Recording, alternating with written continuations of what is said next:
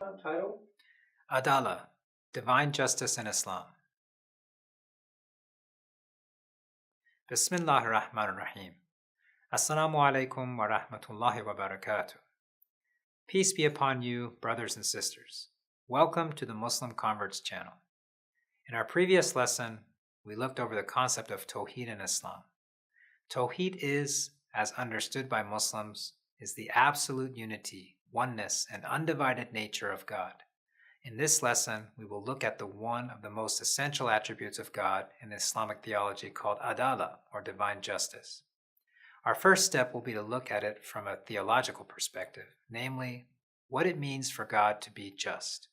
Second, we will look at it from an anthropological, human perspective. That is, what are the implications of divine justice for individual persons and humankind as a whole? Indeed, Allah does not wrong the people in any way, but it is people who are wronged themselves. Tawheed implies that God, in His absolute unity, is completely perfect and devoid of any faults. By faults, we mean shortcomings like ignorance and need. The God of Tawheed is absolutely unique and transcends all forms of limitations and imperfections. He is perfect in every sense. This means that He is absolutely self-sufficient. He is in need of nothing and no one. He is all-knowing, that is, He knows everything, and He is all-wise. Evil, according to Islam, is the product of a defect, ignorance, and need. God in Islam is His perfection through Tawheed, is devoid of evil. People often commit evil deeds because they need or are lacking something. As a result, we see them trying to satisfy their own egos or their need for revenge. Or we see them pursuing power which they are lacking or aim for purposeless pleasure. Sometimes they do so because of simple ignorance and foolishness. God in Islam is also known by His attribute al-Ghani, the self-sufficient, meaning that He is fully rich in Himself and needs nothing. He's also al-Alim, the all-knowing. He's also al-Hakim, or the all-wise. The combined result is that He is not ignorant, foolish, or in need or lack of anything.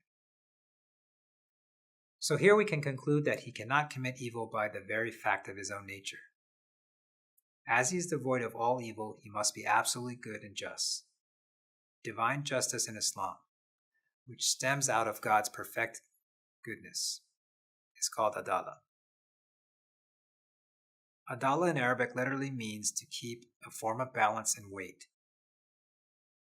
In His treatment of humankind, Allah makes ʿAdāla obligatory upon Himself and therefore always acts within goodness and justice. This means that He never wrongs His creation. For example, Allah is the ultimate judge of deeds on the Day of Judgment. On that day, God will establish justice and will not punish people with more than what they deserve. Yes, He may punish them with less than what they deserve out of His absolute mercy, for His mercy takes precedence over His justice. But He will never punish someone more than what he or she deserves. The opposite is also true. Allah makes a number of promises to His creation, one of which is to reward those who trust in Him and do good. The Quran says, "But the ones who truly trust in God and do righteous deeds, we will admit them to gardens in which rivers flow, beneath where they will live forever." This is the promise of Allah, and it is truth. And whose world could be truer than God's? Another part of Allah's justice is that He does not test people beyond their capacity, for it would be unfair and unjust to do otherwise. He tests with what they could potentially bear. For this reason, the God of Islam says in the Quran, "And we task no soul except with that which is in its capacity, and with us is a record which speaks with truth, and they will not be wronged." In order for all of existence to reach the absolute good, everything needs to be held at a perfect balance. Just as the balance of the nuclear force or the balance between matter and antimatter in the universe is essential to sustain it, there is a moral balance that must be observed among human beings. Any transgression from this balance of just leads to corruption. According to the Ahlul Bayt alayhi salam, or holy household of the Prophet Muhammad, peace be upon him, good, bad, evil, justice, injustice all have intrinsic worth. Goodness and justice are not moral notions that God arbitrarily decides on. Goodness, which justice stems from, is part and parcel of Allah's own essence. This means that whatever God creates, and whatever moral worth there is in a creation, it is the expression of God's own essence as the absolute good.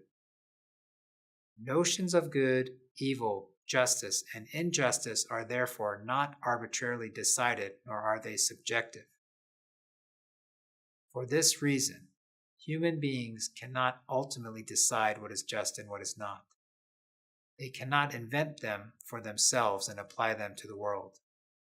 They must therefore acquire them through God's special revelation on earth and apply it first and foremost to themselves, and then the world. According to Islam, any person who believes that he or she can solely decide questions of justice and injustice for himself or herself without any reference to God is considered a Taghut. Taghut literally means one who crosses limits or transgresses boundaries. Just as idol worship is Taghut, so is trying to act like God and set the ultimate terms of morality and justice. God, in his all-knowing and all-wise nature, set the balancing terms for justice for us. Any transgression of this balance will lead to corruption, both within the heart as well as in the person's conduct in the world. Evil, according to the Quranic narrative, is always a product of transgressing boundaries, and hence going out of the bounds of justice. The Quran says, "Those who have true faith fight for the cause of Allah, whereas those who knowingly reject the truth fight in the cause of the Taghut." So fight the friends of Satan. Indeed, Satan's guide is weak.